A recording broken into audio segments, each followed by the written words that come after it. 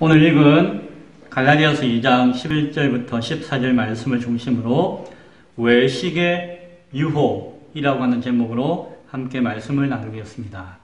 외식의 유혹은, 여기서 외식은 뭡니까? 밖에서 먹는 밥? 그 외식 아니고 가식, 거짓된 행동을 이야기하는 외식이에요. 외식의 유혹은 이거나 저거나 다 위험한 것인데 외식의 유혹. 오늘 성경을 보니까 게바는 베드로죠.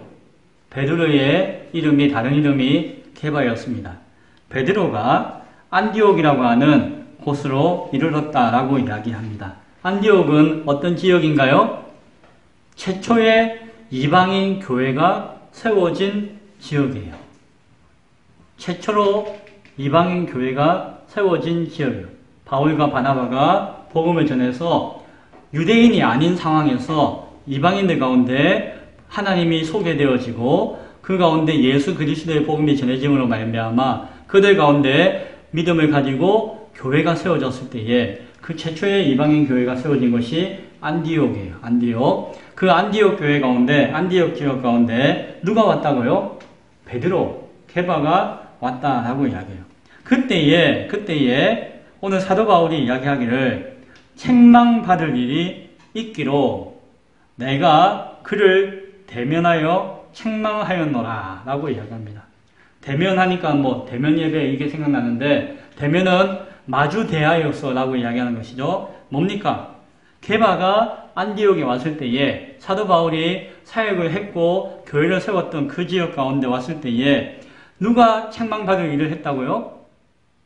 게바가, 베드로가 책망받을 일을 해가지고 내가 그 베드로를, 사실은 베드로는 사도 바울 입장에서 보면은 선배잖아요. 사도로서도 선배고, 베드로는 예수님과 함께 동고동락하면서 예수님의 수지자의 사명을 감당했던 그러한 제자였는데, 사실 사도 바울 입장에서 보면은 함부로 여길 수 없는 그러한 분인데도 불구하고 그가 책망받을 일을 했기 때문에 사도 바울이 감추지 않고 피하지 않고 맞서가지고 대면해가지고 그를 어떻게 했다고요? 책망하였다라고 이야기해요. 사도들끼리 다투거나 서로 야단치거나 비판하는 것이 쉬운 일이 아니에요. 그리고 설령 그렇다 하더라도 그것을 공개적으로 드러내는 것도 쉬운 일이 아니에요. 그러나 오늘 사도 바울은 내가 베드로를 책망할 일이 있어가지고 책망했다라고 이렇게 공개적으로 이야기하고 있는 것이에요. 무엇 때문에 그랬을까요? 그 다음 성경 12절 보니까 야고보에게서 온 어떤 이들이 라고 이야기해요. 야고보에게서 온 어떤 이들은 예루살렘 교회에서 온 사람들을 이야기해요. 자, 이걸 배경을 이야기하자면 멀지만은, 너무 이야기가 많지만은 다 거두절미하고, 예루살렘 교회는 유대인들이 있는 교회죠. 처음 교회가 세워진 곳이었어요. 예수님의 제자들이 처음 사역을 했던 것이고, 예수님이 복음 사역을 했던 것이 예루살렘 지역이었어요. 누가복음 말씀을 통해서 예수님이 예루살렘에서 말씀을 전했잖아요. 거기서 죽음을 당하시고 부활하셨잖아요. 처음 믿음의 사람들이 세워졌던 것도 예루살렘이었고, 거기에서 교회가 먼저 세워졌죠. 그런데 거기에는 누가 있었다? 다 유대인들이었어요. 유대인들.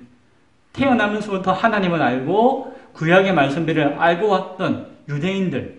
하나님이 우리를 사랑하시고 택하여서 부르셨다라고 하는 선민의식 가운데 있었던, 그래서 하나님을 알고 말씀 가운데 먼저 세움받았다는 유익도 있지만은, 내가 그것으로 말미암아 하나님이 나를 구원하신다라고 하는 잘못되어진 선민의식 때문에 교만하여져가지고 오히려 하나님을 왜곡되어지게, 그리고 자기 중심적으로 가식적으로 외식하면서 신앙했던 자들이 또한 그들 유대인들 가운데 있었다는 것을 우리가 알고 있잖아요.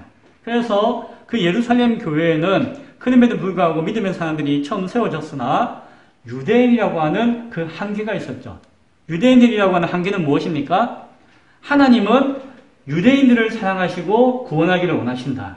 그러나 유대인이 아닌 이방인들은 하나님의 사랑이 거하지 않고, 이방인들은 인간의 가치와 존엄성이 없다라고 하는 어떤 의식이 유대인들에게는 아직 남아있었던 것이에요. 그래서 유대인들은 이방인들과 함께 먹어서도 안 돼요. 이방인들과 함께 교제해서도 안 돼요. 그것이 자기들만의 율법의 가르침이며 자기들만의 전통적인 가치죠. 그런데 비록 예수를 믿고 교회가 형성되었다 할지라도 유대인이라고 하는 전통적인 사고를 완전히 벗어나지 못했던 것이에요. 그래서 나중에 보면은 헬라파 유대인, 히브리파 유대인의 간에 어떤 교회 안에서 다툼도 있었던 것을 보게 되어지죠. 그것은 그 헬라파 유대인들은 이방인으로서 예수를 믿고 신앙생활을 하고 있는 성도들을 이야기하는 것이고, 히브리파 유대인들은 전통적으로 그 유대 지역 가운데 거하고 있던 그 유대인들을 이야기하는 것이죠. 그 문화적인 배경과 언어와 전통이 다르다 보니까 같은 교회 안에 있으면서도 서로 간의 오해와 알력과 어떤 논쟁이 있었던 것이 그 교회 안의 모습이었다는 것을 우리가 사도행전의 말씀을 앞서 보면 알 수가 있잖아요. 그와 같이 그 야고보에게서 온 어떤 이들이라고 하는 것은, 야고보는 그 예루살렘 교회의 당시의 대표예요, 대표. 그러니까는 예루살렘 교회 유대인들로서 그들이 파송해서 보내어진 사람들을 이야기하는 것이에요. 이 사람들은 예루살렘 교회에서 저 이방 지역에 교회가 세워졌다고 하고 이방 지역에 복음 사역이 전해지고 있다고 하니까는 그들을 점검하기 위해서 파송되어 온 것이에요. 또한 점검하는 것도 아니고, 점검하는 것도 있지만은 또한 그들이 뭔가 잘못한 것이 없는가라고 시비하고 또한 논쟁을 하고자 하는 여지를 가지고 온 것도 있었던 것이에요. 그래서 사실은 야고보에게서 온 어떤 이들이라고 하는 사람들은 유대인들이라는 것을 이야기하는 것이고, 예루살렘 교회에 속해 있지만은 아직은 이방인에 대한 인식과 의식을 온전히 가지지 못한, 그들에 대한 이해가 부족한 사람들이다라고 이야기하면 될 것이에요. 또한 야고보로부터 온 사람들이라고 할 때 이 사람들은 일단 사도 바울을 이렇게 의심하고 사도 바울의 사도성에 대해서 좀 점검하고 의심하는 마음을 가지고 온 사람들이에요. 그래서 확인하기 위해서 과연 사도 바울이 정말 사도인가, 그가 사도로서 복음을 전하고 있는데 바르게 전하고 있는가를 점검하기 위한 마음도 있었던 사람들이 야고보에게서 온 어떤 사람들이에요. 그래서 이 사람들은 아주 따지고 뭔가 점검하고 뭔가 좀 위협을 가하기 위한 의미가 있었던 것이죠. 이방 교회에는. 그런데 이들이 어디로 이르기 전에, 안디옥에 이르기 전에 게바가 이방인들과 함께 먹다가 그들이 오매 게바가 할례자들을 두려워하여, 할례자들은 뭘까요? 그 야고보에게서 온 사람들이에요. 유대인들은 다 할례를 받았잖아요. 어려서부터. 그 할례자들, 유대의 전통과 문화와 습관 가운데서 그러나 신앙을 가지고 오는 사람들을 이야기하는 것이죠. 그 할례자들을 어떻게 하여서? 두려워하여서 어떻게 했다고요? 떠나서 물러갔다라고 이야기해요. 자, 무슨 이야기인지 이해가 되시나요? 이방인 교회에서 베드로는 와서 확인했어요. 무엇을요? 이방인에게도 성령께서 역사하시는구나. 이방인에게도 복음이 들어가서 그들이 복음으로 말미암아 구원받게 되었구나. 이방인들도 하나님을 섬기고 하나님의 자녀가 되는구나. 이방인들도 교회로 이루어서 하나님 앞에서 온전한 믿음 생활을 할 수 있구나 라고 하는 것을 베드로는 와서 알게 되었어요. 그리고 그 이방인들과 함께 먹고 교제하고 함께 생활하는 모습을 가지게 되었어요. 그런데 이제 그 이방인 교회를 점검하러 온 그 야고보로부터 온 예루살렘 교회의 그 할례자들이 온다는 소식을 들으니까 베드로가 어떻게 했다고요? 슬그머니 일어나가지고 그 자리를 피했다는 것이에요. 왜 그랬을까요? 시비 당하지 않기 위해서. 왜 당신은 유대인인데 이방인들과 함께 먹고 있습니까? 왜 이방인들과 함께 교제하고 있습니까? 왜 이방인들과 함께 이렇게 어울려서 지내고 있습니까? 당신은 베드로 아닙니까? 베드로면은 사도 바울을 똑바로 가르쳐가지고 이 교회를 바르게 해야지. 이 교회가 이 모양입니까? 이렇게 시비를 하는 것을 듣기 싫어가지고. 그렇게 자기를 시비할 것들을 알기 때문에 베드로는 어떻게 했다고요? 그 귀찮고 막 그 시비에 휘말리기 싫으니까 슬그머니 피해서 나가버렸다는 것이죠. 그 이방인들만 남고. 그런 상황들을 누가 봤다고요? 사도 바울이 봤다는 것이죠. 그런데 문제는 베드로가 그렇게 하니까 베드로가 그 수장이잖아요. 대표잖아요. 어른이잖아요.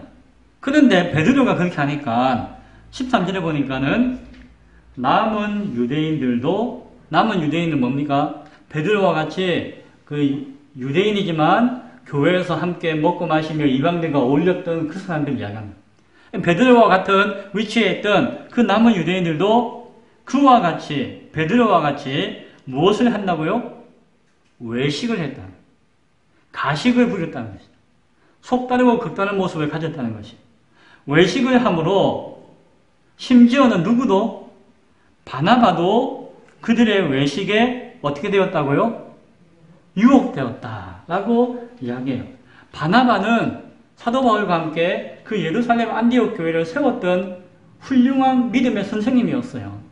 비록 유대인 신분이었지만 뭐 12사도 이런 것은 아니라도 12사도 못지않는 존경을 받는 인물이 바나바였어요. 굉장히 똑똑하고 학식이 뛰어난 사람이었어요. 바울보다도 훨씬 더 똑똑한 사람이었어요. 그래서 바울이 부족한 것을 바나바가 채워주고 도와줘가지고 서로 통역해가지고 안디옥 교회를 세우고 교회를 막 가르치고 했던 것이에요. 그런데 그 바나바마저도 베드로가 술 피하는 상황 가운데 다른 유대인들도 베드로가 피하니까 자기들이 괜히 뒤집어쓰게 생겼거든요. 책임을 뒤집어쓰고 막 나중에 난처하게 되어지고 나중에 막 시비에 걸리고 막 고발당하고 하는 것이 두려우니까 서로 막 동경을 피하는데 바나바도 어떻게 했다고요? 그런 어떤 외식에 유혹을 당했다는 거예요.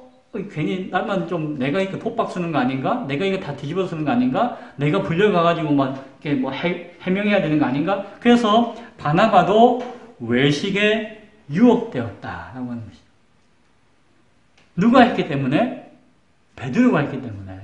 가장 으뜸되어지고 모범을 보여야 할 베드로가, 지도자가 그냥 자기 아니 때문에 슬그머니 어려운 자리를, 힘든 자리를 피해버리니까 다른 밑에 있던 사람들, 옆에 있던 사람들도 다 그 위기와 어려움을 그냥 당하지 않으려고 그냥 슬쩍 피해버리는, 그 이방인들을 외면하고 피해버리는 그냥 외식적인 모습 가운데 빠져들었고, 당대의 훌륭한 선생이었던 바나바마저도 그들의 외식에 유혹이 되었다.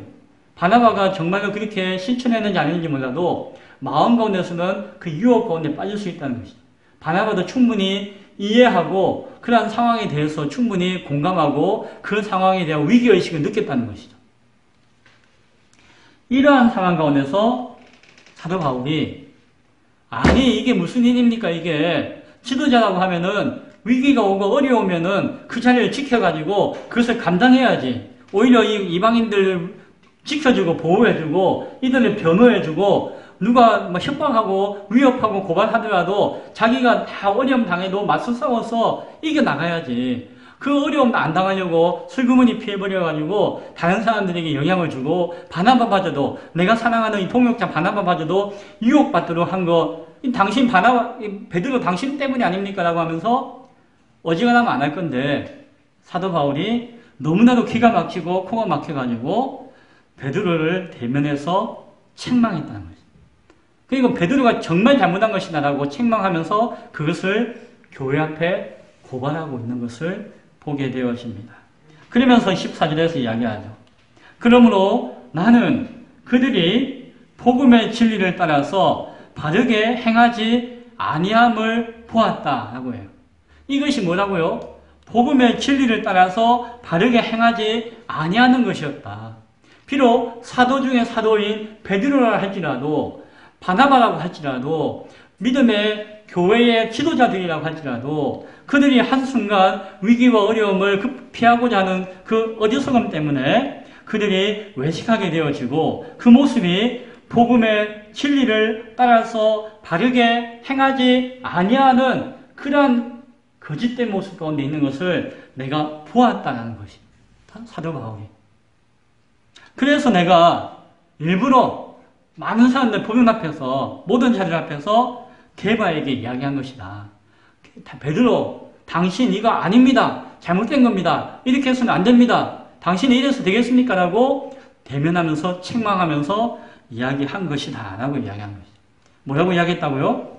당신이 유대인으로서 이방인들을 따르고 유대인답게 살지 아니하면서 어찌하여 어떻게 억지로 이방인을 유대인답게 살게 하려 하느냐. 내가 그렇게 이야기했다. 라고 이야기해요. 무슨 말씀입니까? 이방인들에게 유대인으로서 그 유대인의 온전한 모습을 보여주고 진실한 모습을 보여주면서 그들에게 우리의 온전한 믿음을 가르치고 전하고 변화시키려고 해야 되는데 그래야지 그들이 우리를 따를 것인데 내가 내 모습과 내 처지와 내 환경 가운데서 온전히 행하지 않는데 진실을 바르게 진리를 바르게 어떤 상황과 어려운 가운데서도 그것을 지켜나가면서 보여주지 못하는데 어떻게 그들에게 영향을 주어가지고 그들에게 정말 감화 주어서 그들이 당신을 따르도록 당신을 의지하도록 할 수가 있겠습니까? 라고 이야기하는 것이죠. 당신이 교회 성도들을 사랑한다고 하면은 그들을 향해서 생명을 내어놓고 그들을 위해서 대변하고 먼저 그들을 위해서 싸우고 그들의 입장에 서줘야 되는데 그렇지 못하면서 어떻게 그들로 하여금 당신을 믿고 따르라고 이야기할 수가 있겠습니까? 라는 이런 이야기예요. 이렇게 내가 베드로에게 책망하고 이렇게 이야기하였다라고 사도 바울이 이야기합니다. 이 사건은 안디옥 사건이라고 하는 나름 유명한 사건이에요. 이 사건을 아주 앞뒤로 전으로 분석하면은 정말 그 초대교회의 정말 많은 이야기들을 우리가 할 수 있고 사도행전에 대한 많은 이야기들에 대해서 새롭게 바라볼 수 있는 눈이 열리는 것을 보게 되어져요. 이 말씀을 통해서 우리가 생각할 것은 무엇입니까?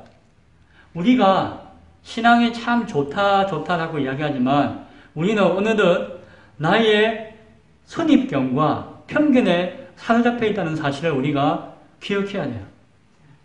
우리가 말씀을 압니다. 믿음을 가지고 있습니다. 라고 하지만 우리는 이 한국이라고 하는 우리 한국이라고 하는 사회의 전통과 문화 가운데 속해 있다는 것이. 그래서 하나님을 믿는다라고 하면서 사실은 우상을 섬기듯이 하나님을 믿는 경우가 많아요. 그리고 막 치성을 드리고 열정을 다해서 기도하고 뭔가 내가 말 써야지 하나님을 감동시킬 수 있다라고 하는 우상 섬기듯이 옛날 우리 전통 가운데서 신앙하고 섬겼던 그런 문화와 같은 종교적인 문화와 같은 습성을 가지고 하나님과 교회 가운데서도 그렇게 행하고자 하는 모습들이 우리 가운데 많이 있다는 것이죠. 예를 들면은 따라서 우리는 우리의 생각과 우리의 선입견이 우리의 문화 가운데서 매이지 않도록 그것에서 벗어나서 오직 말씀과 복음의 진리 가운데서 바르게 따르고자 하는 몸부림과 깨어짐이 있어야 한다는 것이. 사실은 나는 정말 옳아요. 그래서 우리는 자녀에게 누군가 이렇게 이야기합니다. 이렇게 해야 돼, 이렇게 해야 돼, 이것이 바른 신앙이야 라고 하지만 가만히 생각해 보면은 그것이 정말 진리냐? 정말 그것이 정말 성경적인 것이냐? 정말 그것이 그 영혼을 위한 것이냐라고 생각해 보면은 가끔 아닐 때가 있어요. 내가 답답해가지고 그냥 내가 막 뭔가 하고 싶어가지고 아니면은 내가 경험에 의해서 아니면은 나 옛날에 내 어떤 선입견과 편견에 의해서 그렇게 이야기할 때가 있다는 것이죠. 그러면은 나는 옳은 것인데 그 상대방은 그것이 옳다고 여기면서 하지만은 그에게 부담이 되어지고 상처가 되어지고 오히려 복음이나 진리를 향해 나아가는 길을 또한 장애물을 만들어 버릴 수도 있다는 것을 우리가 생각해 보아야 된다는 것이죠. 저는 안 그런데요, 목사님. 베드로도 그럴 수가 있다니까요. 바나바도 그럴 수가 있다니까요. 우리의 신앙에서 생각의 범위를 넓히고 나의 사고를 깨어서 하나님의 말씀 앞에 다 내어놓을 수 있는 사람이 되어야 할 줄로 믿습니다. 우리의 편견과 선입견을 버려야 해요. 저 사람 평생 가도 예수 안 믿을 것 같다고 생각하는 사람이 있죠. 내 동생, 우리 정집사님, 우리 동생들 평생 가도 예수 안 믿을 것 같아요. 라고 생각이 혹시 들지 않으세요? 그렇게 할 수가 있죠. 나도 겨우겨우 이제 예수 조금씩 알아가는데, 나보다도 한참 모자라고 주변에 사람도 없고 하는데, 저들이 어떻게 예수 믿고 천국 갈 수 있겠는가? 가면 좋지만, 어려울 기다. 이런 생각 할 수도 있잖아요. 그러나 아니에요. 몰라요. 어느 한순간 나보다도 더 뛰어나 하나님을 믿는 사람이 될 수도 있는 것이에요. 나의 사고의 어떤 한계와 편견 가운데 사람들을 제한해서는 안 되는 것이에요. 하나님의 역사가 나의 사고 가운데 메어가지고 제한되어서는 안 되는 것이에요. 사실 우리도 복음을 전할 때에, 누군가에게 말씀을 전할 때에, 저 사람 내가 전한다고 해서 듣겠나? 저 사람 내가 복음을 전한다고 해서 믿겠나? 이런 생각을 할 때가 많아요. 왜? 정말 그런 것 같으니까. 그러나 그것이 어찌 보면 나의 선입견이고 편견이고 나의 굳어진 사고 가운데 있는 것일 수도 있다는 것을 깨달을 수 있기 바랍니다. 하나님의 복음의 진리는 그것을 벗어나는 것이, 하나님의 복음의 진리는 유대인 가운데 있는 것이 아니라 이방인을 향해서 열려있다는 것이에요. 죄인을 향해서도 열려있다는 것이에요. 저 진부에 그 캐묻고 불교권에서 오랫동안 살고 있던 그 노인들에게도 열려있다는 것이에요. 어찌 보면 저 월정사 스님들에게도 열려있는지도 모릅니다.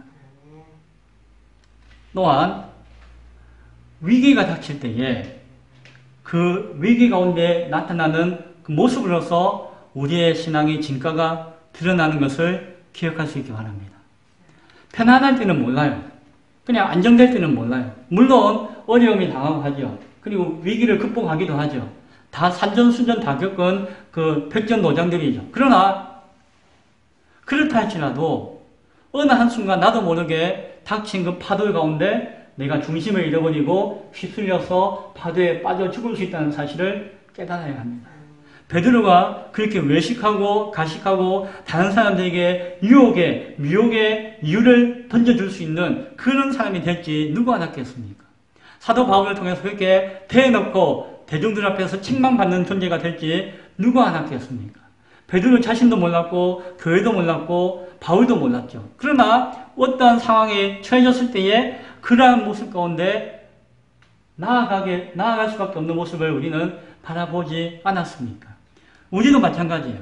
그러니까 우리는 평범하고 잘할 것 같지만 정말 어떠한 위기가 닥칠 때에, 정말 내가 예상치 못한 위기가 닥칠 때에 거기에서 우리가 넘어질 수도 있다는 사실을 기억해야 합니다. 아무도 방심할 수 있는 사람이 없다는 것을 기억해야 됩니다. 그래서 위기가 닥칠 때에 나의 그 대처하는 모습이 나를 평가한다는 생각을 하시고, 오늘 우리에게 어떤 위기가 닥칠지 몰라요. 지금보다도 더 큰 위기가 닥칠지 몰라요. 한국 교회 가운데 이 코로나 팬데믹보다도 더 크고 어려운 위기가 닥칠지 몰라요. 사실 이것은 세 발의 피인지 몰라요. 이건 정말 아무것도 아닐지 몰라요. 이거보다도 몇 값절 더 심각한 위기가 우리 가운데 닥칠지 몰라요. 그렇게 되면은 정말 모든 사람들이 아이고 난 예수도 모르겠고 교회도 모르겠고 난 모르겠으면 살려주세요 라고 모든 사람들이 외칠지도 몰라요. 그러나 어떠한 상황이 온다 할지라도 그 안에서 참 믿음을 보일 수 있는 사람, 그 사람이 저와 여러분이 될 수 있기 바랍니다. 그것을 바라보며 기억하며 준비하며 겸손하게 우리의 신앙을 점검하며 나아갈 수 있기를 바랍니다. 또한 진리 가운데 서는 것은 참 외로워요. 사도 바울은 정말 외로웠습니다. 교회를 세워나가고 동역자들과 함께하고 하는 것들을 참 귀했죠. 그러나 사도 바울의 일생을 바라보면은 참으로 외롭고 힘들었어요. 예루살렘 교회로부터도 제대로 인정받지 못했어요. 사도들 베드로나 함께 동역하고 서로 돕고 했다고 하지만 어느 순간 마음이 나눠지기도 했어요. 바나바가 그와 동역하는 정말 동역자 중에 동역자였지만 나중에는 마가 때문에 바울하고 싸워가지고 바나바가 바울을 떠나버려요. 그래서 자기 조카 그 마가와 함께 바울을 떠나버려요. 자기 피부치 같은 그 동역자가 자신을 떠나버리는 아픔도 바울은 겪게 되어져요. 매를 맞아서 자신이 고난을 당해서 아프고 힘든 거 그것보다도 사랑했던 사람이 떠나가고 믿었던 사람이 자신을 배신하고 자기가 정말 생명처럼 여겼던 사람이 자신에게 위협을 당하는 그러한 상황들이 사도 바울을 힘들게 하고 아프게 했을 것이에요. 진리 가운데 서 있는 것은 정말 외로운 것입니다. 어쩌면은 우리가 믿음 생활하고 우리가 신앙 지키는 것이 외로울 수가 있습니다. 저도 그럴 수 있고 여러분도 그럴 수가 있어요. 어찌 보면 가족에게 외면받을 수도 있고 이웃에게 외면받을 수도 있고 친구들에게 손가락질 당할 수도 있고 내가 사랑했던 사람들이 떠나갈 수도 있는 것이에요. 그러나 내가 말씀과 진리 가운데 받았었다라고 하는 확신이 있을 때에는 그러한 외로움마저도 각오하고 또한 이길 수 있는 우리가 되어야 될 줄로 믿습니다. 선입견을 버리고 위기 가운데 그 행동으로 평가받고 진리 가운데 외롭지만 당당하게 서는 그런 믿음의 모습을 가져야 한다는 어떤 교훈을 오늘 이 말씀을 통해서 배울 수 있기를 바랍니다. 또한 이제 다음 주 명절인데 명절은 무슨 날이죠? 뭐 조상을 기억하고 뭐 조상께 감사하고 뭐 그런 어떤 전통과 문화 가운데 계셨나요? 뭐 성묘하고 뭐 그런 문화 가운데 벌초하고 그런 문화 가운데 계셨나요? 그건 선입견일 수도 있고 편견일 수 있어요. 추석의 명절은 한가위 명절은 원래 의미는 하나님께 감사하는 날이에요. 하나님께 귀하게 예배하는 날이에요. 하나님이 나에게 주신 것에 감사하며 추수할 것에 대해서 감사하며 그것에 대해서 하나님을 기념하며 찬양하는 날, 예배하는 날이 바로 한가위 추석의 명절의 본래적인 의미인 것을 기억해야 되는 것이에요. 하나님을 떠나버리니까 그 자리에 조상을 갖다 붙이고 뭔가 귀신을 갖다 붙이거나 우상을 갖다 붙여서 허망한 것들을 섬기는 날로 삼고 있다는 것이죠. 그것이 우리의 전통이고 문화고 그냥 가치 가운데 살았다 할지라도 이제는 말씀과 진리 가운데서 복음 가운데서 우리는 그 편견과 선입견에서 벗어날 수 있어야 될 줄로 믿으시기 바랍니다. 명절 동안 하나님을 찬양할 수 있기 바랍니다. 하나님을 예배할 수 있기 바랍니다. 하나님의 생명과 복음을 전할 수 있는 날들이 될 수 있기를 축원드립니다. 이제 말씀을 맺습니다. 오늘 저는 게바가 안디옥에서 어떤 잘못을 저질렀고 실수를 했고 그것이 유대인들과 바나바에게마저 어떤 유혹으로 찾아왔는지를 살펴보았습니다. 그 앞에서 대면하여서 책망하고 있는 그 사도 바울의 마음이 편하진 않았을 것이요. 참 힘들고 어려웠을 것이요. 그러나 그렇게 말씀할 수밖에 없는, 그렇게 고민할 수밖에 없는 바울의 마음도 우리는 생각할 수 있기 바랍니다. 성경 속에 있는 그들만의 이야기가 아니라 바로 오늘 저와 여러분을 향한 하나님의 말씀인 줄 믿으시고 우리 가운데 싸워야 할 것, 우리 가운데 벗어나야 할 것, 우리 가운데 지켜야 할 것들을 기억하면서 지키며 싸우며 또 벗어날 수 있는 우리 모두가 될 수 있기를 간절히 축원드립니다. 기도하겠습니다.